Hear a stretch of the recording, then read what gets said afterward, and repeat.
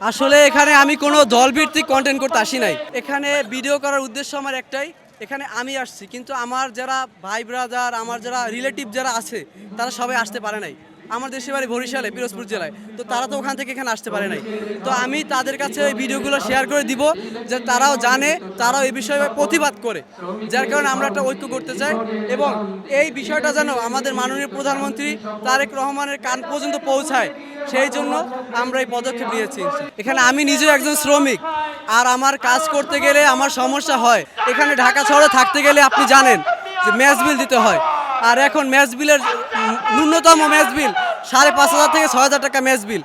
একটা ছেলে যদি 10,000 12,000 টাকা স্যালারি পায় আর সে যদি 5,500 মেস বিল দেয়, তার আউট একটা খরচ আছে, আউট খরচ না হলেও 2,000 টাকা লাগে। সেই হিসাব করতে গেলে 5.5 আর 2 যোগ করলে 7,500 টাকা আমাদের খরচ, প্লাস আমাদের ফ্যামিলির কাছে টাকা পাঠাতে হয়।